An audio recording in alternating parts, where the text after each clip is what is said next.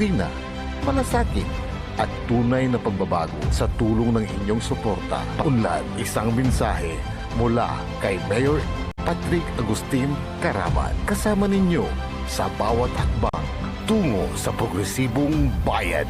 Alagang Caraman, Kalasyaw, para sa lahat. Tired of the stress and noise of the city? And looking for the perfect getaway? Good thing there's J-Max Resort Hotel. Cozy rooms, a refreshing pool, and a peaceful escape for the whole family. Whether you are on a trip, a barkada outing, or even solo retreat, J-Max Resort Hotel is the perfect destination. So pack your bags, leave the stress behind, and discover the place where relaxation meets comfort. J-Max Resort Hotel, your perfect place for any kind of occasions. J-Max Resort Hotel is located at Villanueva Street, Poblacion Norte, Santa Barbara, Pangasinan. For inquiries, you may call at 0947-980-3263 or 075-636-8479. J-Max Resort Hotel. This is DWJE 88.1 FM Radio Pangasinan, whose sole mission is to inform, to educate, to entertain, delivering to all Pangasinenses news that is true, public service that is sincere, commentary that is fair, and entertainment that is proudly Pangasinense. This is your DWJE 88.1 FM Radio Pangasinan, going beyond just being number one, working towards total domination.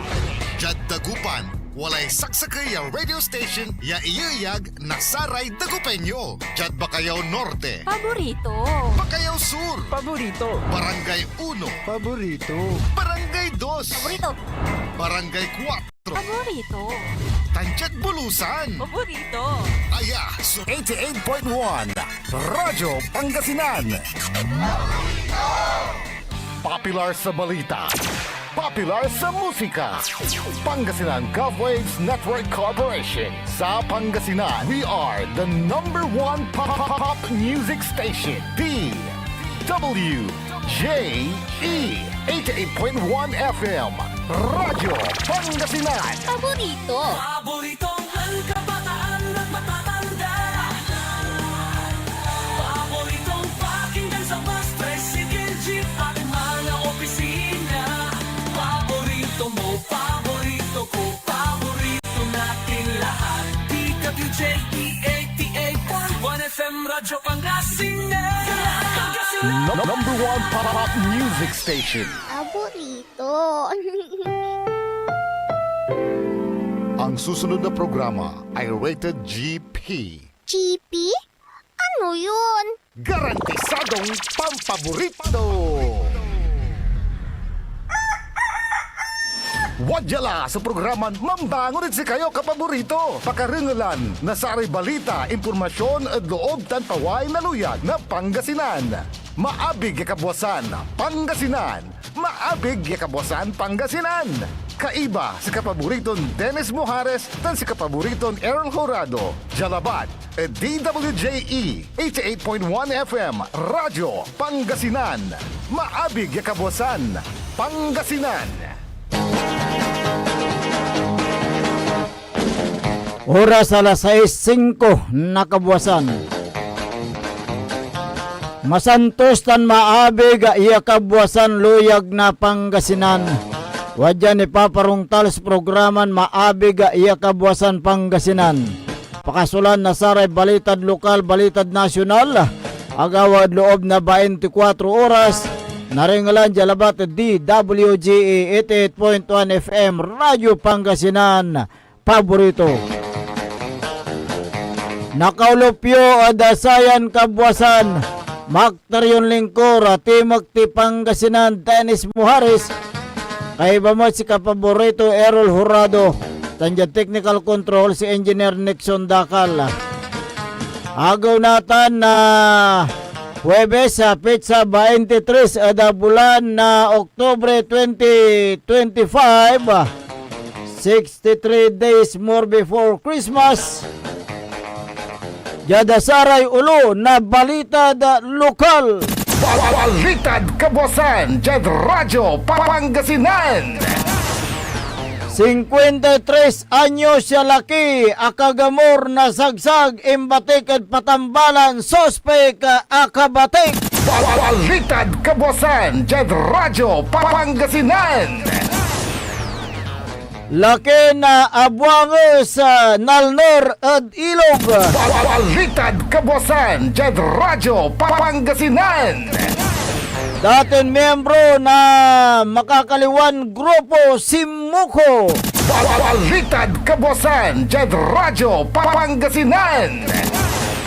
30 anyos siya laki, akaluwatan at ginawan drug bypass operation Cebu, Asamsam. Balitad Kabuasan, Jed Radyo Pangasinan. Jada ulo na balita da nasyonal. 13.2 milyon na piso ya imposlet ira na karot sa nanlapod China asabat. Balitad Kabuasan, Jed Radyo Pangasinan. Kaso ada flood control scam na sumpal kuno at loob na 6 bulan yaanggad 8 bulan unong at sandigan. Balitad Kabuasan, Jed Radyo Pangasinan. Kaso ng dating Presidente Duterte Tanbongo, recycle kuno. Balitad Kabuasan, Jed Radyo Pangasinan. Panggawa na classroom ipalimala at LGU. Balitad Kabuasan, Jed Radyo Pangasinan. Ako limbat ya kwarta ipawel antes ya si Karaso man plead guilty palapag na ombudsman. Balitad Kabuasan, Jed Radyo Pangasinan. Oras nila alas 6:08 na kabusan tanatan wajaray detalye at balita da lokal.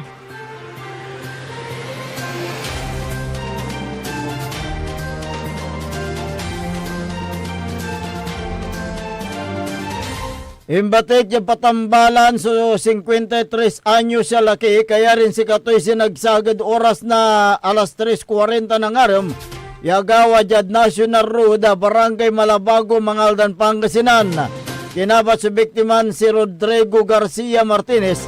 Si Katoy sinagsag na manangaran na Sani Villarde Montemayor, 47 anyos. Jad ginawa na investigasyon na pulis.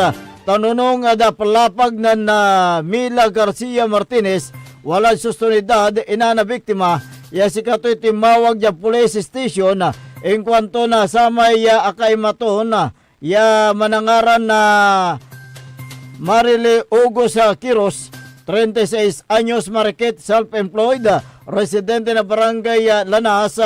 So ang ibawag taning kwanto na sa may biktima sumangko kulikta na pautang ng akapan na alaan ira na salita the suspect nan o antes siya sinagsak sa suspect agawa so impanbuntalan na suspect ng biktima ang uyo siya tampol na kutsilyo so suspectan na insagsagto niya at parte na may kawigin laman na biktima.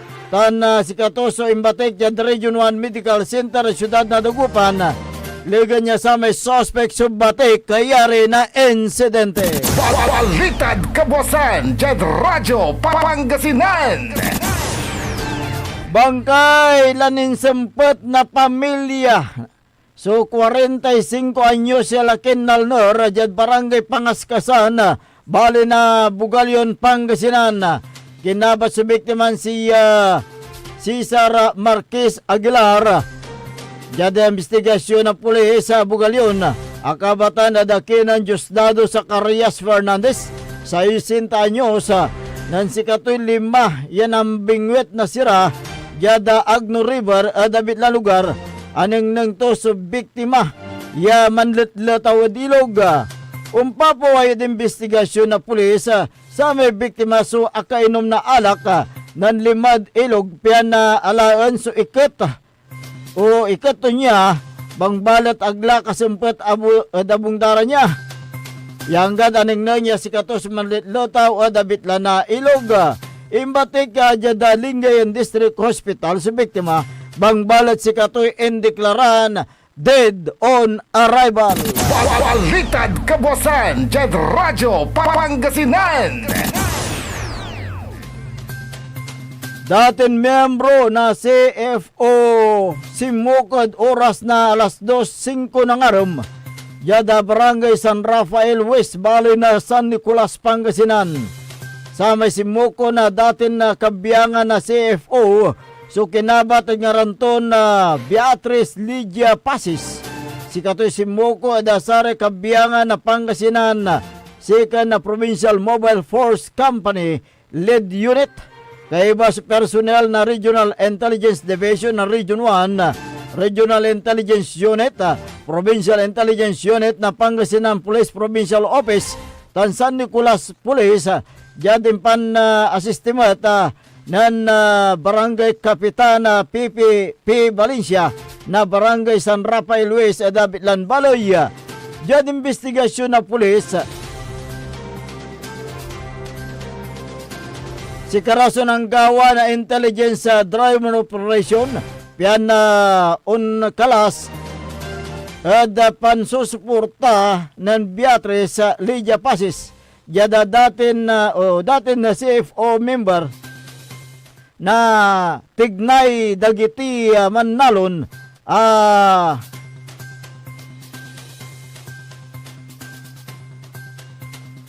yada saya bitlan na baloy sa may simuko na CFO member so impasilong at briefing atan si katoy pinapirmaan ya si kato at may tulungan jada Philippine government sa may CFO member so initdan na sa kaya sa kumbulas groceries ya mga kantidad na 2,000 piso tan cash assistant ya 1,000 piso si kato so in turnover the local government unit na San Nicolas, Pangasinan. Balitad Kabuasan, Jed Radyo Pangasinan. Aga kaligtas so 30 anyos sa laki kaya rin nakalwatahan na otoridad na ginawa na anti-illegal drug bypass operation. Yang kasala na Pusorobio Police, yung koordinasyon na Philippine Drug Enforcement Agency o PDEA Region 1. Ginawa sa anti-drug bypass operation at oras na alas 7:30 na labi jad Barangay Alipangpang, Pusorobio, Pangasinan. Ginabat sa nareston suspect ngaranton Mark Anthony Bintayin alias Makong. Legan niya ginawa sa bypass operation akumpiskad 5 na suspect sa duwarang peraso ni Hetzelda transparent plastic sachet. Yan ang karga na shabu. Walay balato na more or less sa kaya gramo, mambili na 6,800 piso. Sa kaya 100 piso bel, yan usar ya bypass money. Sa kaya 1,000 piso bel budol money. Sa maya inventory so ginawa dabitlan lugar, ya testiguan na sa barangay official. Kaso nin sunggay na Republic Act 9165 o Dangerous Drug Act of 2002. Suin sagap at korte laban na dabitlan suspect. Balitad Kabuasan, Jed Radyo Pangasinan. Antis tayo nun dapag saray balitad nasyonal. Wadya ni Repigaran Paimano. This is Pangasinan Gulf Waves Network Corporation in the Grand City. DWJE 88.1 FM Radyo Pangasinan. Hindi Di ba napapansin ang inyong negosyo, mga kapaborito? Abay, magpa-advertise ka na dito sa DWJE 88.1 FM Radyo Pangasinan. We are located at the 3rd floor of Jumel Building, AB Fernandez East, Tagupan City.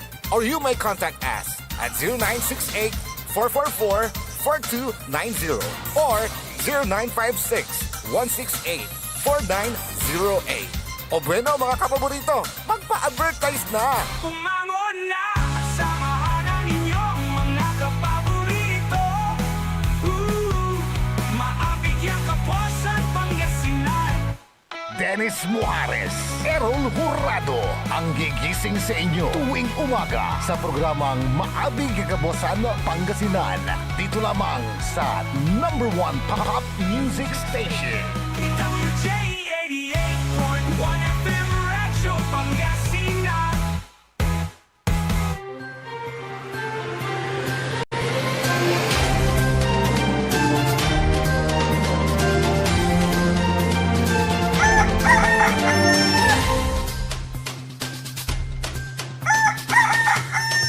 Oras po natin alas 6:17 na po ng umaga. 6:17.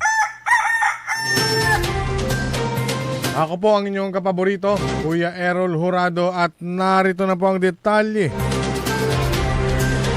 ng ating mga pambungad, mga almusal balita ngayong araw ng Thursday. Radyo Pangasinan, Almusal, Balita. Nasabat ng mga tauhan ng Bureau of Customs sa Port of Manila ang mahigit sa 13.2 milyong pisong halaga ng mga puslit na fresh carrots mula sa China. Ayon sa Bureau of Customs, ang mga naturang produkto ay iligal na ibiniyahe papasok ng Pilipinas, lulan ng 3 40-foot containers at dumating sa bansa noong October 2. Nakatanggap naman ang BOC POM Alert Monitoring Unit ng derogatory report hinggil sa naturang shipment. Kaya't kaagad na nagpalabas ng alert order laban dito sa District Collector Alexander Gerard Albiar noong October 8. Sa isinagawang physical examination noong October 17, natukoy na 53,283 kilo ng sariwang mga carrots ang laman ng shipment at hindi bathroom fixtures, napkins at storage boxes na unang idineklara. Sa pagtaya ng Bureau of Customs, ang estimated fair market value ng mga puslit na produktong agricultural ay aabot sa 13.2 million pesos. Inisyuhan rin kaagad ng Customs ng warrant of seizure and detention ang mga naturang misdeclared products dahil sa paglabag sa Section 1400 at 117 o misdeclaration and lack of import permit in relation to Section 113 property subject to seizure and forfeiture ng Customs Modernization and Tariff Act. Radyo Pangasinan, Almusal, Balita.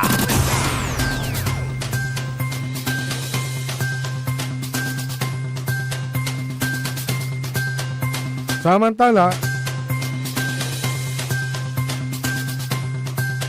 recycled o inulit ni dating Senador Antonio Trillanes Daport ang mga kasong inihain laban kina dating Pangulong Rodrigo Duterte at Senator Bongo kaugnay sa 7 billion pesos na kontrata na nakuha ng mga kumpanyang may kaugnayan sa mambabatas. Sinabi ni Go na noong pang 2018 ay nagsampa ng kahalintulad na kaso si Trillanes laban sa kanya na binuhay noong 2021 at iniulit noong 2024. Kasabay nito, binueltahan ng hamon ni Go si Trillanes na kasuhan ng kanyang mga financiers kung totoong seryoso sa pagresolba sa katiwalian sa gobyerno. Muling iginit ni Go na hindi niya ginamit ang kanyang impluensya upang may award ang proyekto sa kanyang mga kaanak. Binigyang din pa ng mambabatas na sa lahat ng mga aligasyon laban sa kanya ay bahagi ng pagsisikap na i-divert ang atensyon ng publiko mula sa mga nasa likod ng multi-billion peso flood control scandal. Sa huli, nanawagan si Go sa Ombudsman, sa Department of Public Works and Highways at sa ICI na manatiling nakapokus sa isyong iniimbestigahan. Radyo Pangasinan, Almusal, Balita. Sa iba pang mga balitang nasyonal, inihayag ni Ombudsman Crispin Remulla na ang mga akusadong sangkot sa flood control anomaly ay kailangan munang magbalik ng kabuuang halaga ng nakulimbat na pondo mula sa pamahalaan kung nais na pumasok sa plea bargain sa gobyerno. Ang plea bargaining ay isang proseso sa lahat ng kasong kriminal tulad ng pagnanakaw, drug case o murder case kung saan ang akusado ay piskal ay maaaring magkasundo at may pahintulot na aminin ang paratang na kaso para mapababa ang sintensya. Aniya, hindi dapat magtagal ng higit 1 taon ang pagbusisi sa mga reklamo hanggat sa fact-finding at preliminary investigation para sa filing o pag-dismiss sa reklamo.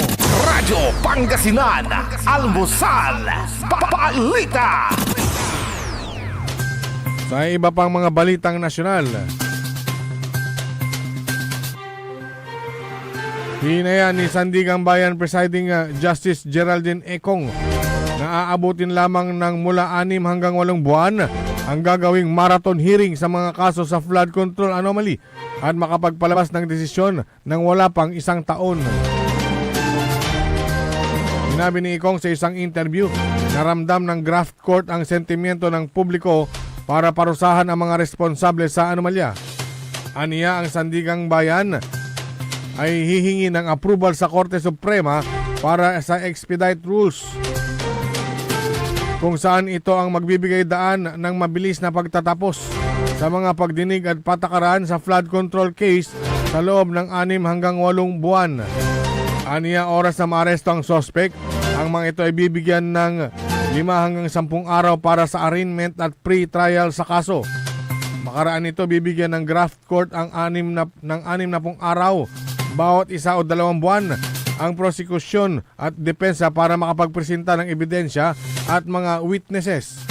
May 60 araw o 2 buwan naman ang Sandigang Bayan na magdesisyon makaraang maisumite ang naang kaso para sa desisyon. Nilinaw ni Econg na ang kaso na kanilang bubusisiin ay para lamang sa mga public officials na nasa salary grade 27. Kung mababaan niya dito ay mas mababang korte dapat ang isampa ang kaso.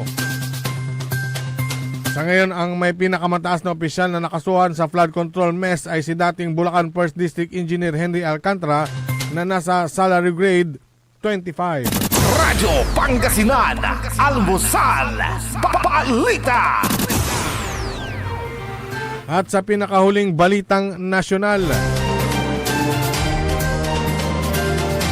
sa halip na si DPWH o Department of Public Works and Highways, ipinapaubaya na ni Pangulong Ferdinand Marcos Jr. sa mga lokal na pamahalaan ang construction ng mga silid-aralan sa buong bansa. Sinabi ni Palace Press Officer Attorney Claire Castro na sa utos ni Pangulong Marcos ay idediretso na ang pondo sa local government units para tugunan ang classroom shortage. Binigyang din naman anya ni Marcos na kailangang madaliin ang pagkumpleto ng konstruksyon ng classroom. Sa ilalim ng planong Memorandum of Agreement, ang pondo ay idediretso sa LGUs para masimulan ang konstruksyon ng mga classrooms habang ang DPWH at DepEd ang magmomonitor nito. Inaasahan na 200 classrooms ang makukumpleto bago matapos ang taon habang 822 sa classroom sa ikalawang quarter ng 2026. Radyo Pangasinan, Almusal, Balita. At sumayin nyo ang ating mga pambungad. Almusal Balita ngayong araw ng Thursday. Oras po natin 6:25 na po ng umaga. Radyo Pangasinan, Almusal, Balita. Ang puta-putang Iren Balita. Huwag niyo kong subukan. I am sorry. Walang kurap, walang mahirap. My God, I hate drugs. Mahiya naman kayo sa inyong kapwa Pilipino. Ang puta-putang Iren Sunata. Dame un Son ang putat-putang rin impormasyon. Aya, so #1 pop music station. DWJE 88.1 FM. Radyo Pangasinan. Paborito. We want you well, cause we care. Here at WellCare Diagnostic Center. Deserve mo ng best care, kaya dito ka na sa WellCare Diagnostic Center. We want you well, cause we care. Here at WellCare Diagnostic Center. Visit WellCare Diagnostic Center, located at Mapandan Town Center, Mapandan, Pangasinan. For reliable and top-notch healthcare services, you deserve the best care. WellCare Diagnostic Center. Celebration!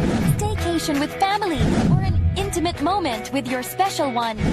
Merong perfect na venue yan sa Mapandan. Cora's Manor and Garden. Magmalamay-ari ng mansyon at this magnificent enclave place here at Cora's Manor and Garden. Carry out any occasion sa kanilang garden cafe or party at their poolside. Have a sing-along at their music room. Relax at their room accommodation or enjoy a private time with someone.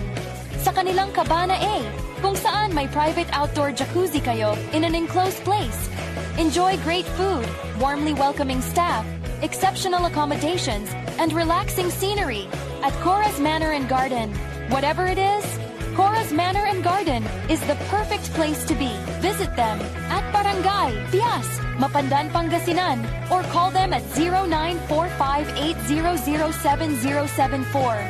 Experience a special moment, how it should be at Cora's Manor and Garden.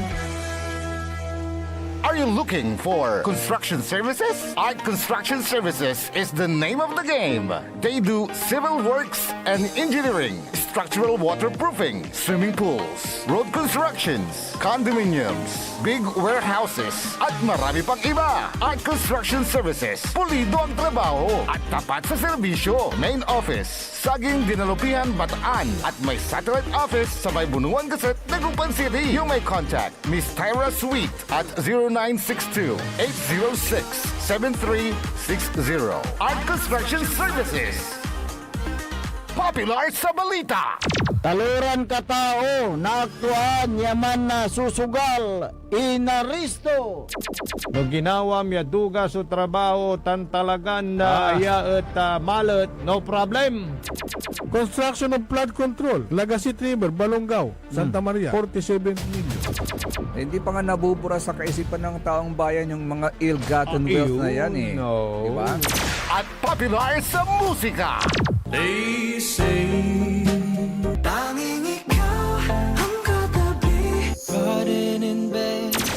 Ito po ang DWJE 88.1 FM Radyo Pangasinan, ang inyong #1 pop music station.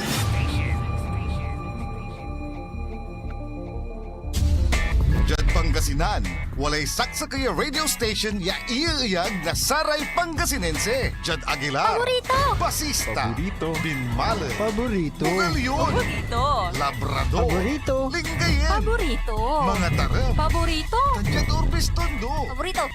Aya, so 88.1 Radyo Pangasinan. Paborito ng kabataan at matatanda. Paboritong pakinggan sa bus, tricycle, jeep at mga opisina. Paborito mo, paborito ko, paborito nating lahat. DWJE 88.1 FM Radyo Pangasinan. DWJE 88.1 FM Radyo Pangasinan.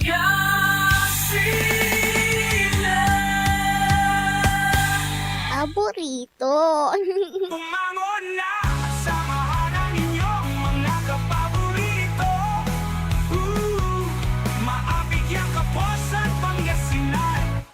Dennis Muarez, Errol Jurado, ang gigising sa inyo tuwing umaga sa programang Maabig Kagabosan Pangasinan. Dito lamang sa #1 Pop Music Station. DWJE 88.1 FM Radyo Pangasinan.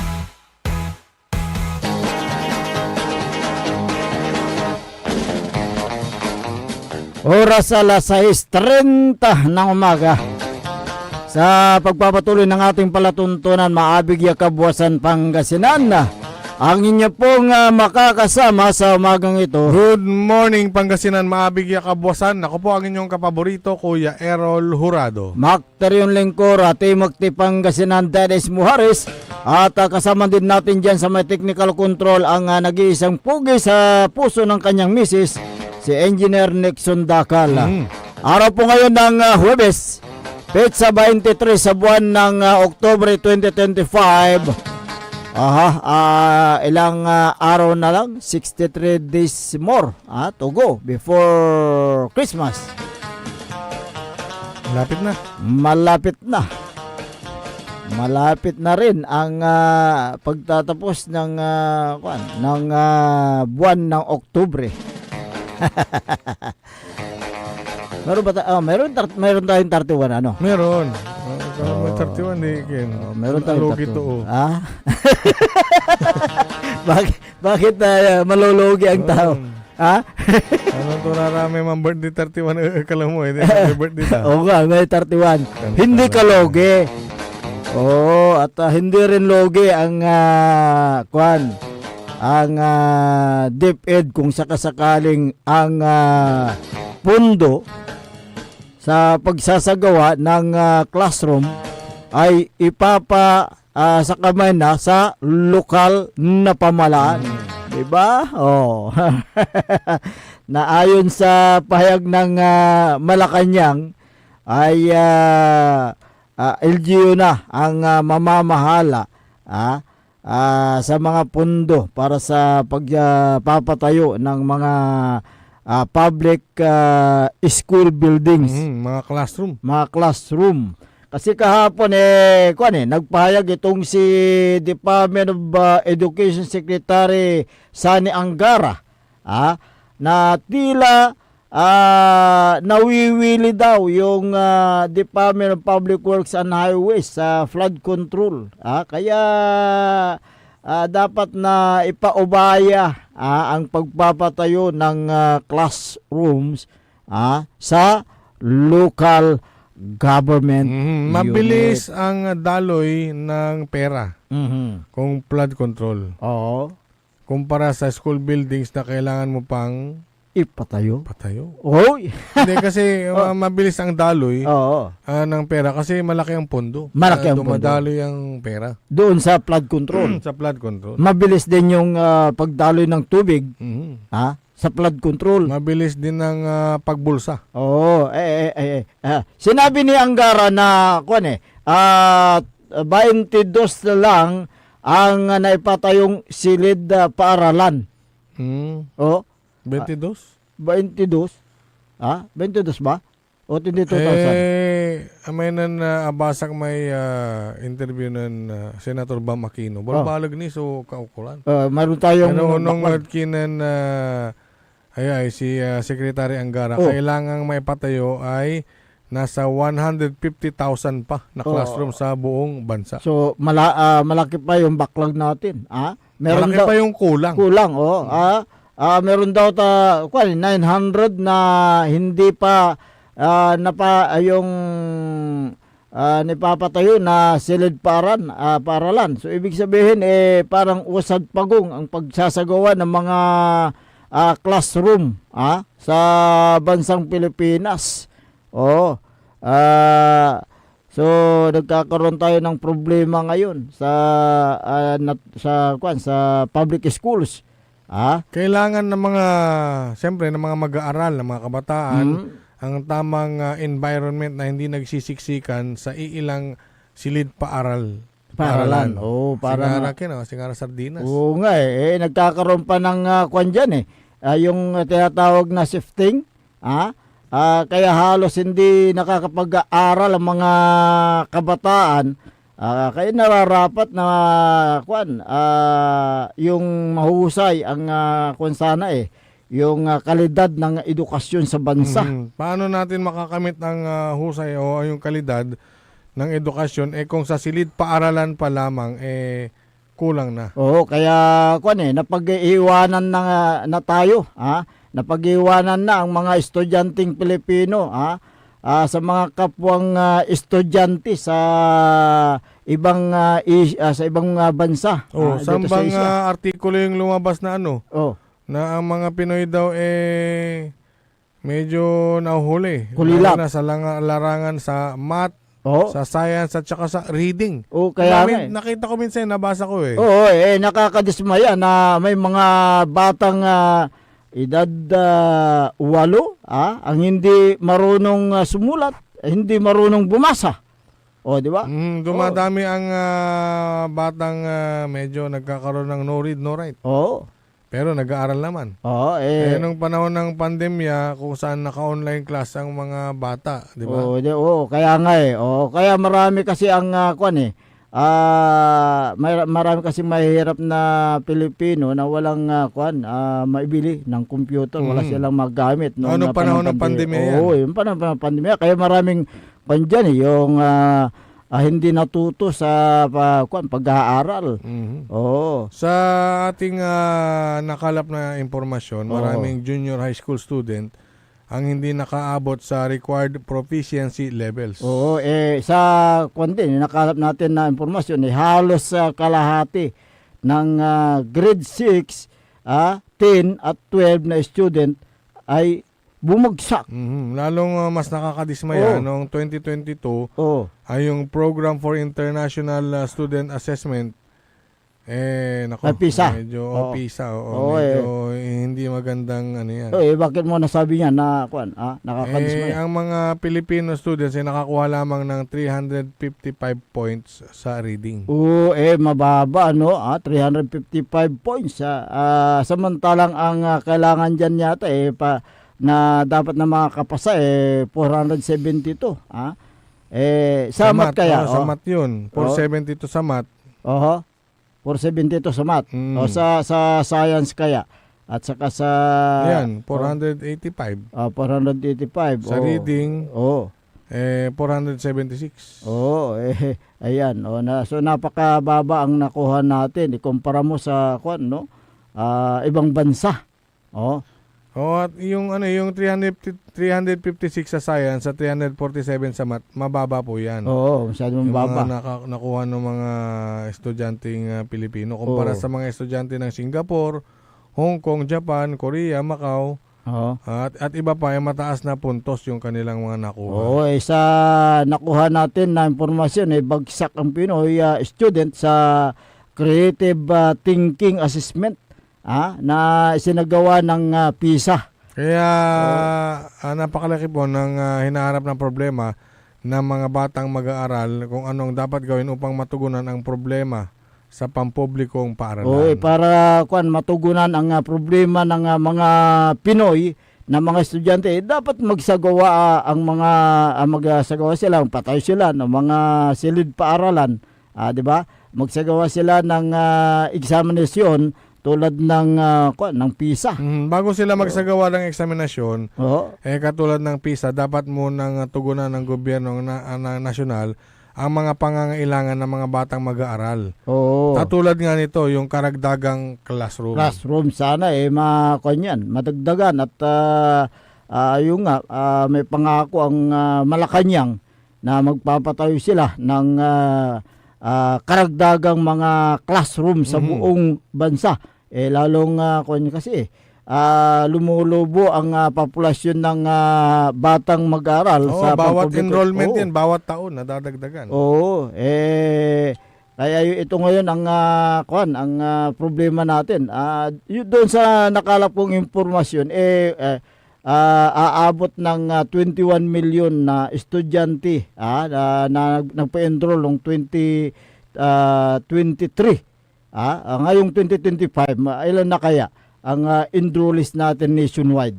Ang alam mo ang ideal numbers ng mga estudyante sa isang classroom dapat na 20 hanggang 30 na estudyante para hindi sila masyadong siksikan at pare-pareho silang matuto. Ayan, as of this moment ang bilang ng classroom sa buong Pilipinas aabot yata ng 22,092 as of June 2025. Ayon sa DepEd Secretary, si Secretary Angara, nangangailangan tayo ng 165,443 para maibsan ang kakulangan ng mga classroom sa buong bansa. Pero So, 165,000. Oo. Pero ang nabasa nating target kanina ay hanggang sa 2026 800 classrooms. Tingnan mo. So parang usad pagong ang pagsasagawa ng mga classroom. Ano ba 'yan? 'Di ba mas malaki ang pundo ng DepEd kaysa Number 1 ang DepEd. 'di ba? Sa pondo ng Pilipinas. Bakit yun ang nasa batas, dapat edukasyon. Edukasyon sana ang dapat 'yan. Sinusunod na may pinakamataas na budget. Kaya mataas pala ang budget. Bakit maraming may solicit? Bakit? Di ba bawal naalala ko lang. Hindi kasi may PTA. Yung mga PTA na minsan ang nagiging presidente nila ay hambog at mayabang. Porkit kaya to, ilanor to lararami aromya parents ya dapat unya subayaran tayo. Ay siyempre siyang presidente. Ako ang presidente. Ako ang masusunod. Ay, hindi pwede. Dapat ako ang mag-uutos. Porkit may pera ka, ikaw nang masusunod. At saka ang nangyayari dyan, kung sino daw yung presidente at officers, kahit na yung anak nila walang alam, hindi makabasa, hindi makasulat, pag opisyal ka ng PTA, Huwag naman sana. Gaano katotoo yan? Hindi ang pagkakalam ko kung ganun paano yung quality of education? Baka madalang na issue yan. Sana. Yun, sana. Sana. Sinabi ni DepEd Secretary Angara, dapat ang mga pondo para sa classrooms ay i-direct na sa LGU. Yun lang sinabi ng Malacanang, di ba? Dapat na i-download sa lokal na pamalaan para hindi sumama sa agos ng flood control.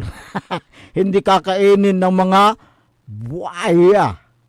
Di ba? Yun ang kondyon yun ang ngayon baliktad naman ang sitwasyon. Paano naman kaya kung ang gumagawa ay LGU pag nandyan na ang DPWH agdama pampansinan? Yan ang kunyari, kinira, inspection. Ni-inspection nyo labat? Hindi, dapat may proper coordination yan. Yun dapat. Ang ginagawa kasi ng DPWH, di ba? Pag may project sa isang bayan. Hindi, pero ngayon, baliktad na yung DPWH ang magmamano sa mga local government units. Di ba? Kukuha ng permit, di ba? At siyempre, hindi basta-basta na kumuha sila ng permit sa munisipyo, sila na yung masusunod. Hindi. Ang dapat dyan sana, yung local government units ang magtuturo kung ano ang prioridad. Di ba? Yun sana may proper coordination sa pagsasagawa ng project kasi ang nakakalam kasi yung mga LGU sila yung nakakaalam kung anong mga problema sa kanilang bayan. Tulad yan, munisipyo, yung mga school buildings. Siyempre, ang local government units, alam nila ang problema dyan. Kakulangan ng school buildings, kakulangan ng mga upuan, di ba? Kakulangan ng land area na pagpapatuyuan ng school buildings. Sila ang nakakaalam dyan kaya dapat na may proper coordination bago i-implementa ang isang proyekto. Sabi dito ni may kwan dito si Alma Salinas mga idol may crisis sa literacy sa bansa. Dapat pagbabago sa edukasyon ang kailangan na gawin, sabi ni Alma. Parang kwan yan yung nasabi natin kanina na parang naanod yung pundo Kaya't nagkukulang tayo ng mga classroom. Kaya Yung bumababa ang sinasabi niyang Oo. yung crisis sa literacy, Oo. yan daw yung batay doon sa initial na result ng 2024 Functional Oo. Literacy Education and Mass Media Survey Oo. ng Philippine Statistics Authority. Ayan. Bumagsak daw ang literacy kaya nagkaroon tayo ng crisis, Crisis. sa literacy. Oh, yun ang kwan dyan. Oh. Ano ang dahilan? At ano ang batayan ng nasabi na bumagsak ang literacy sa bansa? So, ibig sabihin, may mga kulang pa ang kailang edukasyon, kaalaman sa edukasyon. Diba? O anong ginagawa ng kwa ngayon ng committee yung may hawak ng committee chair ng edukasyon sa Senado? Sino kayo may hawak diyan sa kwan sa Senado? Hindi ba si kwan Gatchalian ang may hawak diyan? Yung committee chair on basic education. Kaya dapat na tugunan natin kung ano yung mga problema ng ating lipunan, lalo-lalo na sa edukasyon. Para sa ganun, maitas naman, may angat naman natin ang quality education dito sa bansa. Na hindi tayo pagtawanan ng ibang bansa. Diba? Lumalabas na hindi sapat ang kailang kasanayan upang lubos na maunawaan ang kailang pagbabasa, pagsusulat, yung pagbibilang. Dapat sanayang mabuti na sila ay talagang ibigay yung Nung nakaraang araw, nung isang araw, singkuan ng tuyan ng Senator Bam Aquino. Sumasakit po ang puso ko. Bakit? Na 22 lang ang nagawang classroom. Wala po inyirong ng BBM. 22. 20, yung sinabi ko nga 22 ang current classroom backlog ho natin ay 146,000. Malaki. By 2028, if we continue at this rate, na aabot ho tayo ng 200,000 na backlog. Kaya nga. Paano natin ngayon kaya nga, 146,000, ang nagawa nila ay 22, at hanggang 2026, 800 lang ang kanilang target. Yun ang kaya ng gobyerno? Samantalang flood control. Trilyon ang pundo ng gobyerno. Sa flood control, magkano ba ang inilaga na pera dyan sa flood control na yan? Okay. Si Senate Committee ng Edukasyon, si Senator Bam Aquino. Bam Aquino. Meron siyang interview dito Pakinggan nga natin. Sige. Ito.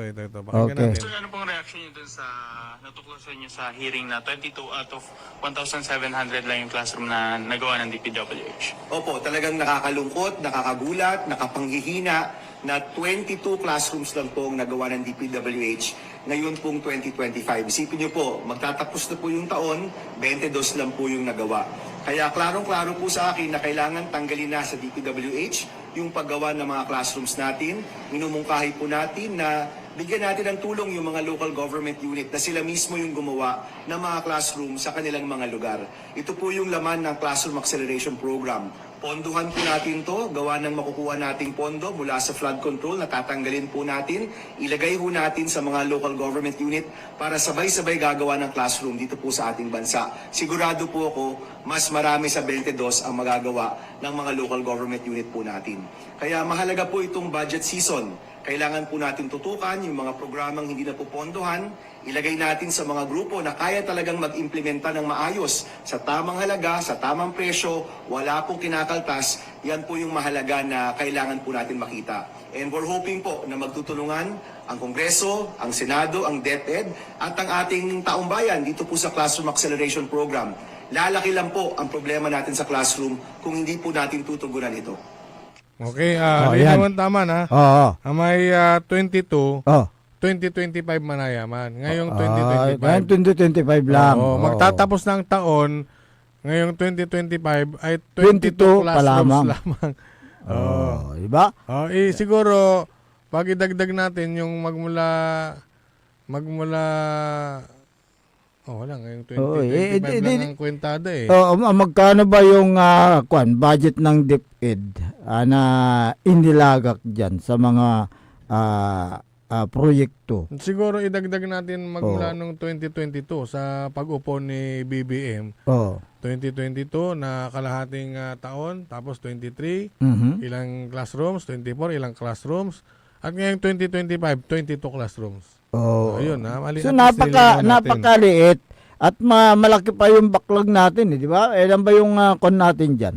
Yung sinabi niya na may kakulangan tayo sa classroom. Napakalaki, di ba?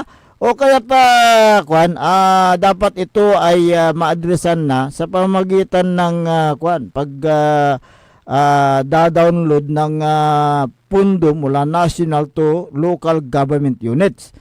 Sila na po yung dyan, mag-iimplementa sa local government units para hindi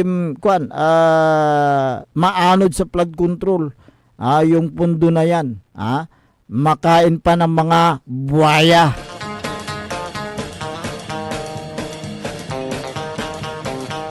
Good morning kay Merlita Abilia. Diyan sa bayan ng Dasol, Pangasinan. Good morning po sa inyo dyan.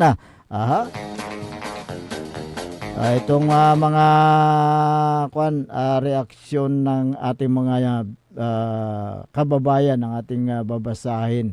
Dahil maraming pong nakikinig dito sa ating paratuntunan.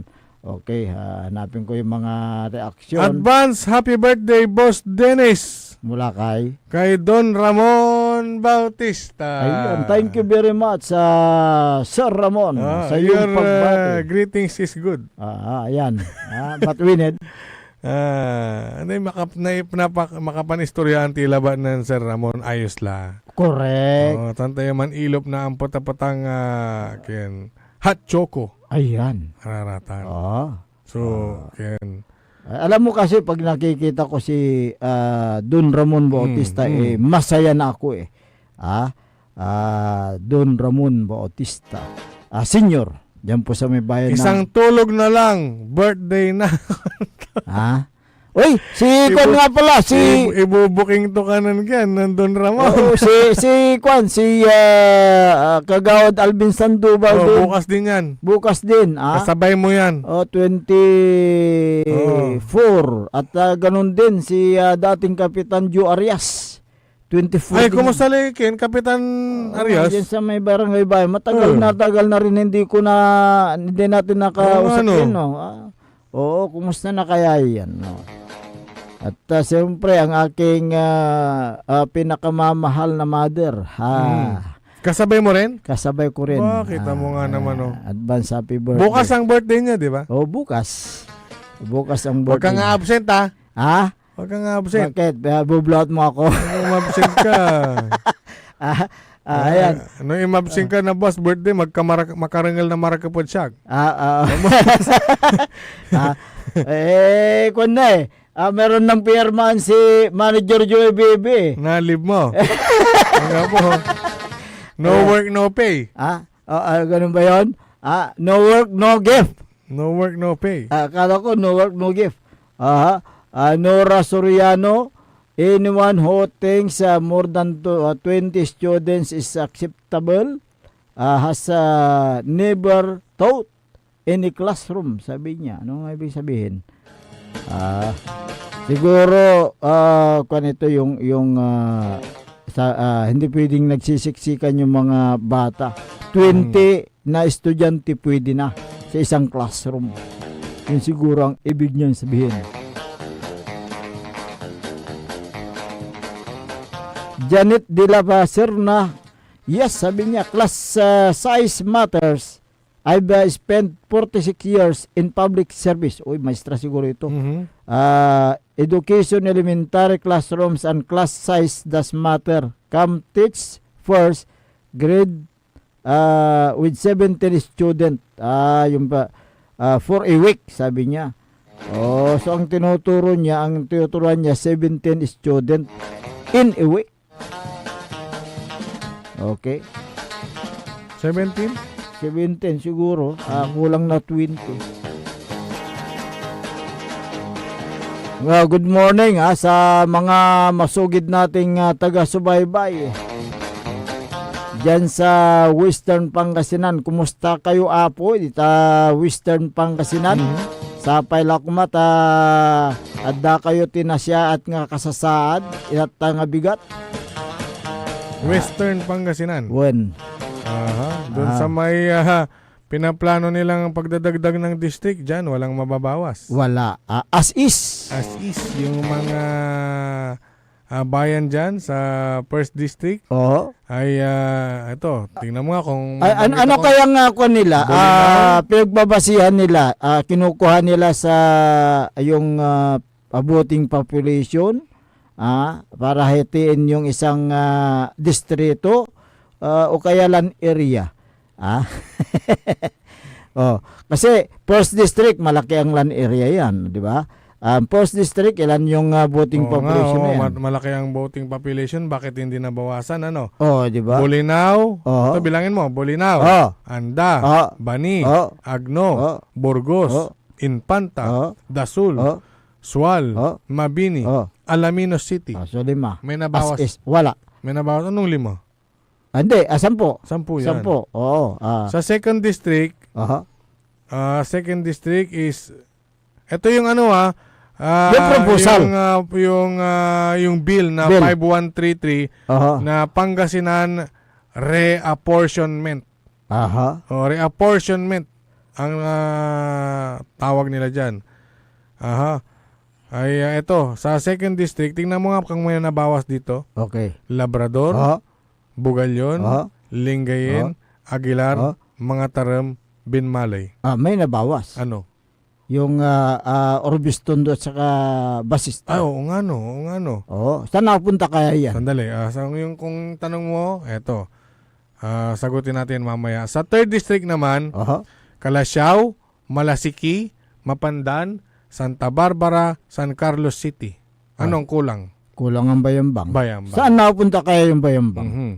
So tatlo sa na. fourth district naman, Dagupan, Mangaldan, San Fabian, San Jacinto. Anong kulang? Manawag. Nawala ang Manawag.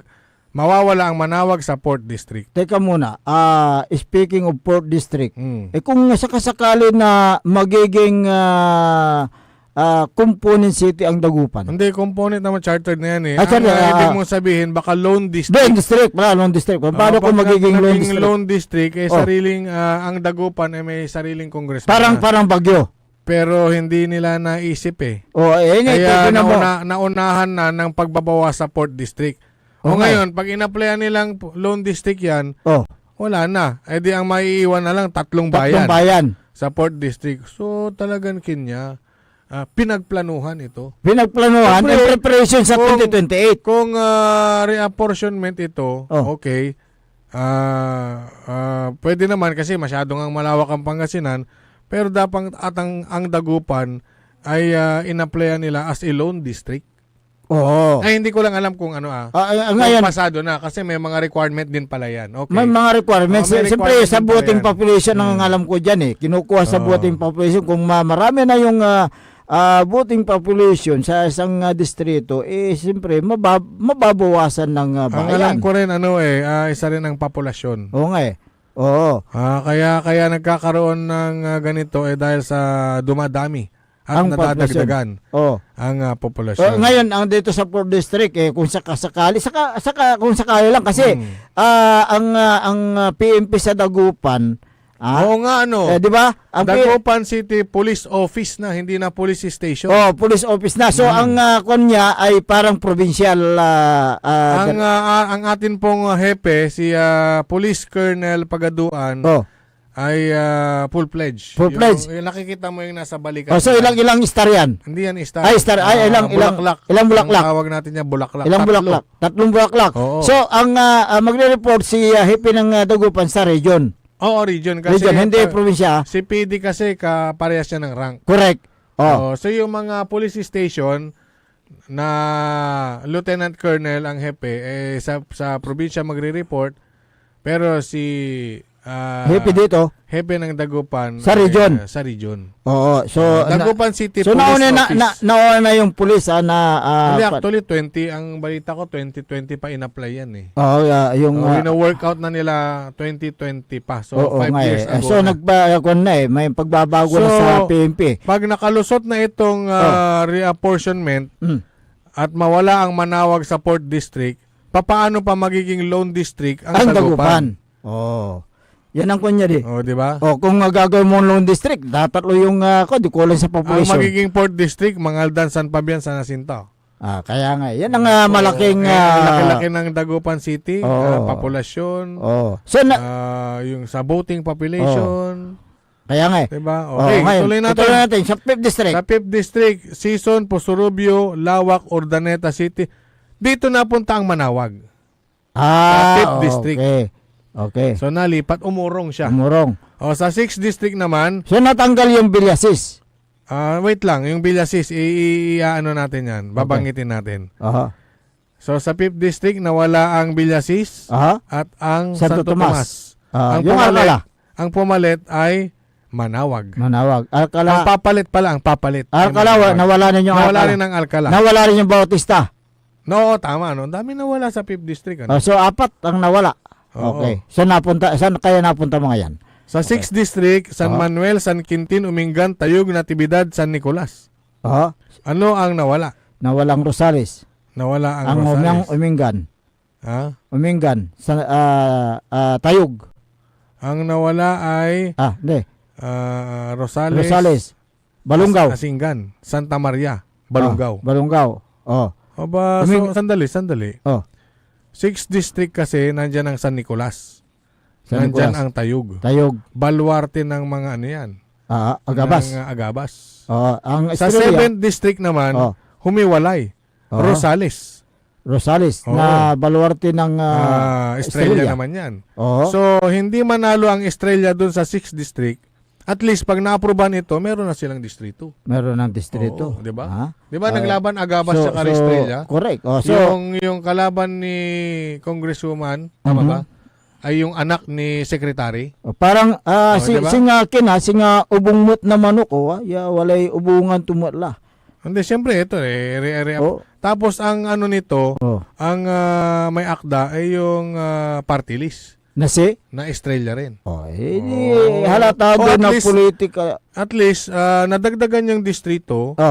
May mga kanya-kanya na silang ano dito. Ngayon. Wala nang lalaban. Ngayon, naging na yan, 7 District. 7 District, Santo Tomas, Rosales, Asingan, Villasis, Santa Maria, Balungaw. So baluarte ng na yan, ng Estrella. Taga dyan sila sa Rosales eh. Yung 8 District. Yung 8 District, ito na. Yan. Bautista, Urbis Tondo, Basista, Alcala, Bayambang. Sino yung nasa Bayambang? Yung isang kalyado rin nila. So, yung business tycoon na may kaya din. So, humiwalay sa kanyan, sa 3rd District yung humiwalay sa 3rd District. Siyempre, pag hindi hiwalay yan, siyempre, magkakaroon ngayon ng kanyan. Mahigpit na labanan dyan, kung sakali. Pero humiwalay. Pero ano pa naman ito? Bill pa lang. Bill pero yun eh. Pag bill, sila din yung mag-approve dyan eh. Sa congressman. Kongreso eh. Bago, Senado. Bago akit kay may Presidente. sponsor din sa Senado. At saka, yun. So from 6 district, gagawing 8 legislative districts. So 8 na. Magiging 8. Wala, may kanya-kanya ng baluarte. Yung mga mga naghahangad na makabalik sa Kongreso o kaya yung mga naghahangad na tatakbo sa Kongreso, mayroon silang baluarte. Kaya't ayun po yung dyan, nakikita namin, may halong politika ang pagsasagawa ng pagdadagdag. Sino bang uupo dyan? Pagdadagdag ng 2 distrito. Sino ba ang mga uupo? Di ba ang mga politiko? Politiko. Siyempre, elected eh. Politiko talaga. Politiko. Yung ang nakapagtataka nga, yung Manaog, bakit isinama sa 5th District? Dahil, Kulang siguro. Hindi. Kasi nabawasan eh. Hindi, baka ang kwan dyan, siyempre ang Manawag, kwan yan, pinupunta ng mga deboto yan eh. Isang tourist destination yan eh. O, di ba? O, isang tourist Yung mga destination. mayor natanong ba dito na kung okay sila? O, Hindi, ang tanong ba? dyan, kung nagkaroon ng public consultation yan. Di ba? Kung nagkaroon ba ng public consultation, Ayan kinonsulta ba sa mga tao, magkaroon mga ng tao, sa mga nakaupong... siguro baka meron. Bakit hindi natin naramdaman? Hindi ko alam. Baka meron. Siyempre, andun na eh. House, bill na eh. Kaya nga, dapat sabihin, magkaroon ng public consultation among doon sa mga ganito na lang. na mga bayan na hiniwalay doon sa distrito. Ganito na lang. Oh. Baka hindi pa sila dumarating sa puntong yan. Abangan natin ang susunod na kabanata. Okay. Sige, abangan natin. Imbitahin nyo kami para naman may cover. Okay. Maji Nakurda, good morning. Teka lang. Hindi pa tayo nagko-commercial eh. Ha? Hindi pa tayo nagko-commercial. Kaya nga, binati ko lang. Oo. Okay, kala ko birthday niya rin. Sige. Bago tayo magpatuloy sa iba pang mga issue, narito muna ang pagpapakilala ng ating himpilan.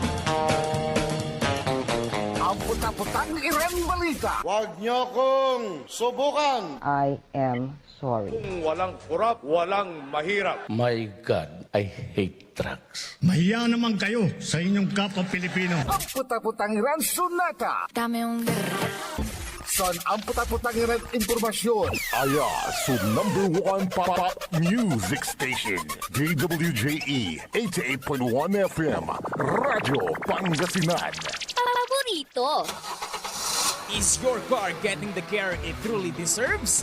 With MXR Premium Lubricants, the answer is yes! US formulated engine oil that's high quality yet affordable. Level up your car's performance with MXR Auto Performance and Premium Auto Care. Complete with top quality MXR engine oils, spark plugs, oil and fuel filters, scratch remover wax, cleaning wax, air filters, MXR brake pads, MXR horns, and more. Now available nationwide. Also available on Shopee and Lazada. MXR Auto Performance and Premium Auto Care. Rev up your ride, bumper your drive with MXR. MXR. Parad aliguas, tan arangkaday kalasyaw, ang inyong lingkod sa ating bayan. Ang bawat isa ay mahalaga. Sama-sama nating itaguyod ang disiplina, malasakit, at tunay na pagbabago. Sa tulong ng inyong suporta, patuloy nating mapapalago ang ating komunidad. Malinis, ligtas, at maunlad. Isang mensahe mula kay Mayor Patrick Agustin Caraman. Kasama ninyo sa bawat hakbang tungo sa progresibong bayan. Alagang Caraman, Kalasyaw, para sa lahat.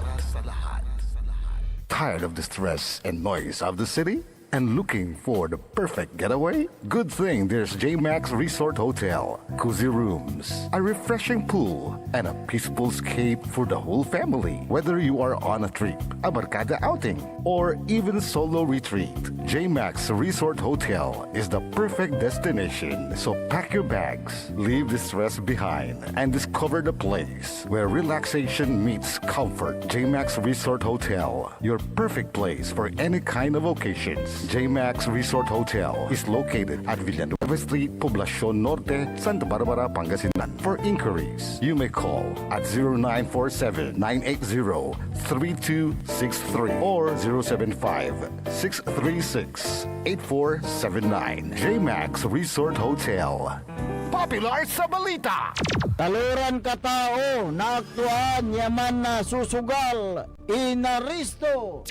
No ginawa miya duga sa trabaho tan talagan na iya at malet no problem. Construction of flood control. Lagasit River, Balongaw, Santa Maria, 47 million. Hindi pa nga nabubura sa kaisipan ng taong bayan yung mga ill-gotten wealth na yan eh. No. Diba? At popular sa musika. They say tanging ikaw ang katabi Ito po ang DWJE 88.1 FM Radyo Pangasinan, ang inyong number one pop music station. Jad Dagupan, walay saksakay ang radio station ya iyayag nasaray Dagupenyo. Jad Bunuan Binlog, Paborito. Bunuan Bukid, Paborito. Bunuan Gese, Paborito. Kalmay, Paborito. Karae, Paborito. Tanjad Karanglaan, Paborito. Aya, so 88.1 Radyo Pangasinan. Popular sa balita, popular sa musika. Pangasinan Govwaves Network Corporation. Sa Pangasinan, we are the number one pop music station. DWJE 88.1 FM Radyo Pangasinan. Paborito. Paboritong ang kabataan at matatanda. Paboritong pakinggan sa bus, tricycle, jeep at mga opisina. Paborito mo, paborito ko, paborito natin lahat. DWJE 88.1 FM Radyo Pangasinan. Number one pop music station. Paborito.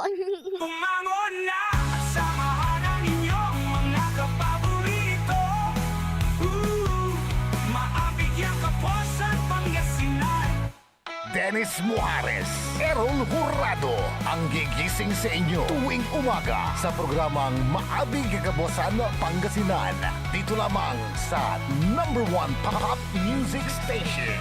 DWJ 88.1 FM Radyo Pangasinan.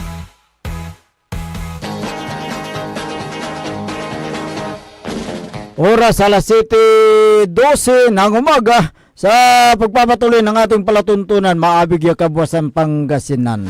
Ang inyo pong nakakasama sa umagang ito. Ako pa rin po ang inyong kapaborito, Kuya Errol Hurado. Bakteriyon Lingkor, Magti Pangasinan, Dennis Muhares. Kasama din natin na dyan sa may technical control ang nag-iisang pogi sa puso ng kanyang misis, si Engineer Nixon Dakal. Meron tayong mga kandidate. May nag-text dito. Sabi niya dito 0981-5739. Mga idol, ginawa ang public consultation among the politicians na nagsulong para madagdagan ng 2 distrito ang Pangasinan. Ay, nakonsulta rin yung mga leader. Di ba? Siyempre, ang tanong ko kanina, kung natanong yung mga, mga official na Di ba ang bayan. public consultation is sa public? Dapat yung mga... Hindi nga, kaya nga sinabi ko kanina, baka hindi pa sila dumadako doon. Oo. Alam nyo, may advantage din. O kaya tapos na, hindi natin nabalitaan. Kaya nga. Oo. May advantage din kung magkakaroon ng madagdagan ng 2 distrito dahil madagdagan ng congressman sa Pangasinan. Madagdagan ng congressman. So yung pondo madadagdagan din.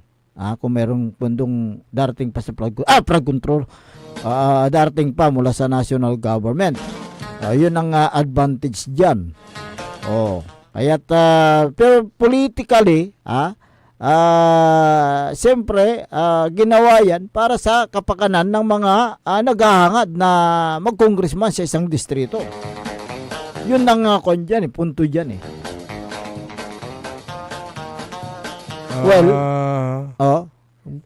Ito, iba naman ito. Classroom built in 1 year. BBM 22.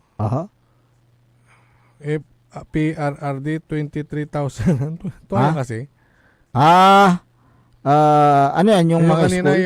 Yung school buildings daw. Classroom 22 BBM. Digong 23,000 plus. 23,000 na classroom? Oo. Hindi kaya totoo ba ito? Totoo ba yan? Kung 23,000, di na ibsan na sana yung problema sa... Hundreds of thousand pang problema. Kulang pa, 23.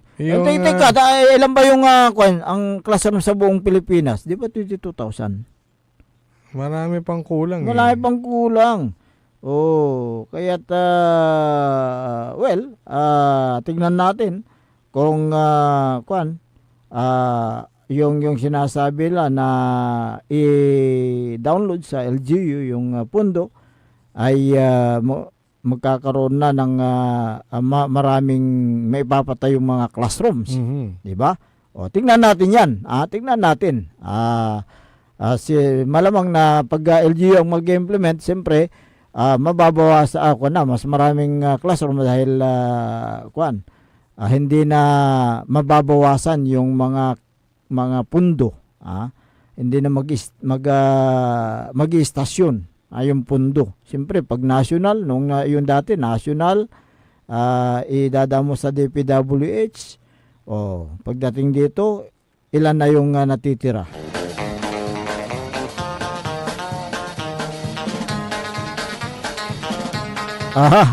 Dumako tayo sa ilang pang mga issue, kapaborito Irol, na dito sa flood control naman tayo. Kasi may balita na matatapos daw sa loob ng ilang buwan yung kaso sa flood control anomaly. Dahil gagawin nilang marathon hearing ang kaso ng mga nasasangkot dito ayon sa sinabi ng Sandigan Bayan Presiding Justice Geraldine Ikung. Ito yung Ikung. Ito yung binasa mo, yung balita mo kanina Kung 8 buwan o 6 mga 8 buwan, aabutin ito sa susunod na taon ba?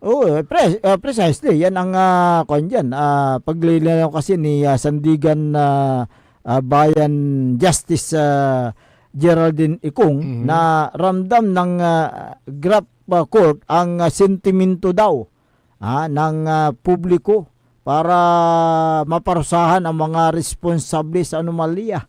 Pero ang sabi naman ng Sandigan Bayan, hihingi ng approval sa Korte Suprema para sa expedite rules kung saan ito ang magbibigay daan ng mas mabilis na pagdinig. Sana para mapanagot ang mga nasa likod ng manumalyang flood control projects na yan. Hindi yung puro investigasyon na lang. Tingnan mo, tahimik na. Dito nga, hindi pa nga nasasagot yung yung 24 iisang presyo. Diba? Meron Unified. sa first district, meron sa second district. Pare-pareho ng presyo. Bakit? Pare-pareho ba ng materialis ang ginamit dyan? Hindi, pare-parehas yung sukat. Pare-parehas ba ng sukat yun? Pare-parehas ba ng lalim? O pare-parehas ba ng materialis ang ginamit dyan? Bakit iisang presyo? Pare-parehas yung lalo sukat na dyan ng sa may kupon. first district? Pare-parehas yung sukat ng kupon. Na merong 11. Kaya nga ngayon, iisa ang presyo sa iba't ibang bayan? Ngayon, ang sabi ng Sandigan Bayan na bibigyan nila ng 5 hanggang 10 araw para sa arraignment at pre-trial sa kaso. So talagang marathon ang gagawin nila at doon sa marathon yun, 8 buwan? Marathon na hearing daw okay. Doon daw sa pagpepresenta ng ebidensya at mga witnesses, diyan nagtatagal kasi yung kaso. Bibigyan daw ng graft court ng 60 days o 2 months ang prosecution para makapagpresenta ng ebidensya at mga witness. Sino-sino kaya ang mga nasasangkot sa ng mga opisyal? Sino kaya ang mga mapoprosecute sa kaso na yan? Ang kaso na kanilang bubusisiin ay para lamang sa mga public officials na nasa salary grade 27. Paano yung mga malalaki ang sweldo? Paano yung mga 27 below? Ang kailang salary grade. Paano mga yan? Yung sa paglilinaw ni Ikong, kung mababa sa salary grade 27, ang kaso ay dapat isampa sa mas mababang korte. Meron pa rin. Ang sinabi ng Sandigan Bayan magkakaroon ng serye na mga pagdinig sa mga kaso. Well, hintayin natin. Isasagawa ng sunod-sunod, kaya nga series upang mabilis ang paglutas ng kaso. Sana matatapos ang kaso sa loob ng 6 hanggang 8 buwan na ayon sa payag ng Sandigan Bayan.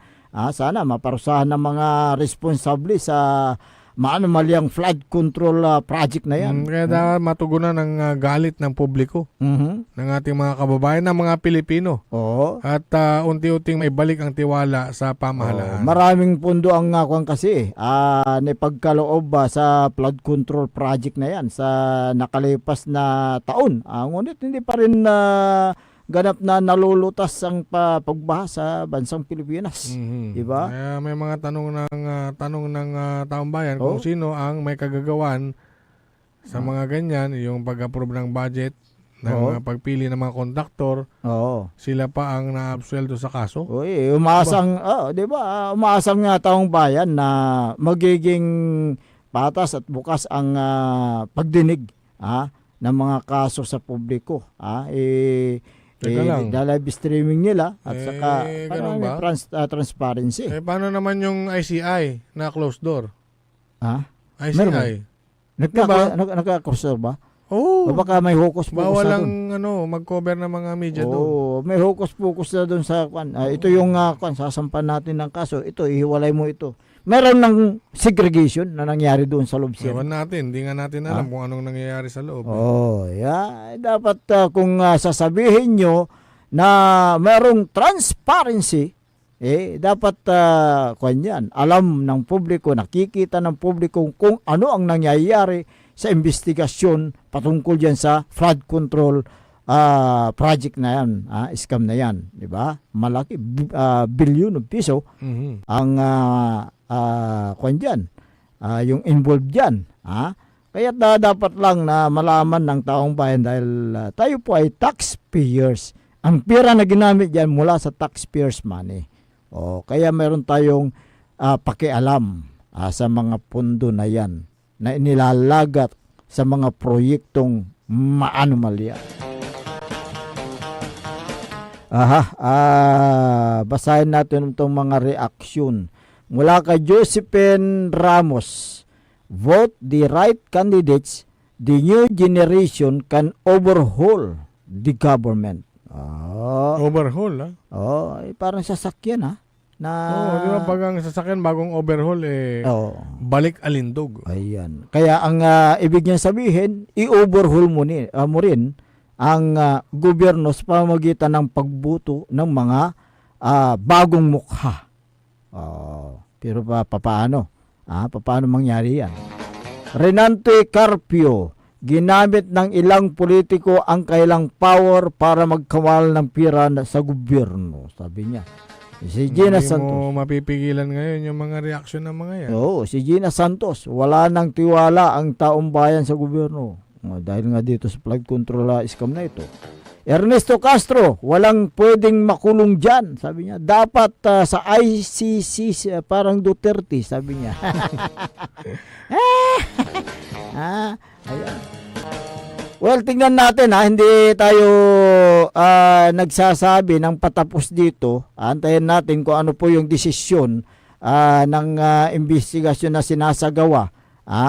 Kung sino yung mga mapuprosecute, sino yung mga guilty. Sino yung mga mababanggit pang pangalan. Sana po wala pong dito yung pinagtatakpan, wala pong favoritism dito sa naturang investigasyon na ito. Kung sino man ang nagkasala, dapat na managot sa taong bayan. Okay. Exercise muna? Exercise, sige. Okay, sige. Take it away, engineer. Push mo yan. Bakit? Ibang ipinos mo. Exercise! Banat, sige.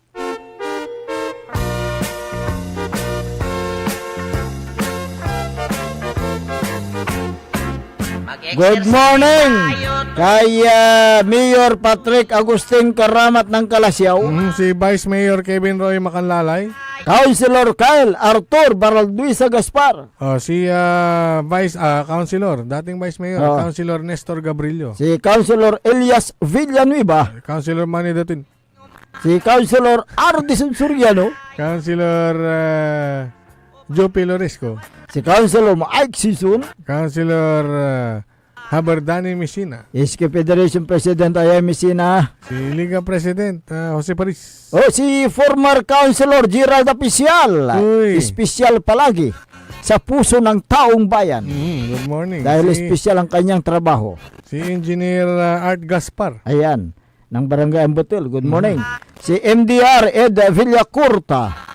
Si Municipal Civil Registrar Ma'am Jubit Apiado Esteves. At tagaon din kay Sergeant Esteves. Si Municipal Treasurer Sermel Poserio. Good morning. RM Paran Auto Care. Aha. Good morning. Good morning. Diyan sa may barangay Kisban, Kalasyaw, Pangasinan. Kung meron kayong pagawa sa inyong mga sasakyan, nandyan ang RM Paran Auto Care. Ayan. Center. Kapitan Saldi Bauso ng barangay Makabito, Kalasyaw, Pangasinan. Magandang umaga sa iyo dyan sa barangay Makabito. Gaon din si Kagawa Junjun Gabrielio. Magandang umaga. Ay, si ano nga pala? Si Police Colonel Orly Pagaduan, yung ating bagong hepe. Ng Dagupan. At saka si Police Lieutenant Colonel Eric Gonzalez. Good morning, sir. Good morning kay Poso Chief Paroli de la Cruz. At gaon din kay Boss Carlo, kay Madam Marmy. Good morning. Kay si ano rin, si Lieutenant Colonel Ferdinand Lopez. Good morning. Si Mayor Carl Christian Biga ng Mapandan. Good morning. Kay Sir Jeffrel, kay Sir Felix, Madam Sila, at gaon din kay Councilor Freddy Pinulyar. Kay Darwin, magandang umaga. O Vice Mayor Edgar, itaktak mo maminta. Kumusta na yung Agarwood? Ni Victor Wood. Good morning sa iyo. Si Vice Mayor Attorney Johnny Cabrera ng Mangaldan, at gaon din kay Councilor Chenny Rose Flores ng Mangaldan. Si Caramel de la Cruz ng San Carlos City, magandang umaga. Wala na po tayong sapat na oras sa ating palatuntunan. Kaya kayo po ay pansamantalang namamaalam na sa Himpapawid. At magbabalik bukas ang inyo pong nakasama sa umagang ito. Ako po ang inyong kapaborito, Kuya Errol Jurado. Macterion Lingcora, Timog Tipangasinan, Dennis Muhares. Kasama din natin dyan sa may technical control si Engineer Nixon Dakal. Ang tabayanan ng susunod na palatuntunan ni kapaborito RJ Jimenez at kapaborito Joseph Kanilang Bakani sa programang Liknaay Baloy. Dito lamang sa DWGE 88.1 FM Radyo Pangasinan. Paborito! Wadyala sa programan Mambangon si kayo kapaborito. Pakaringalan na sa balita, impormasyon at loob tanpaway na luyag na Pangasinan.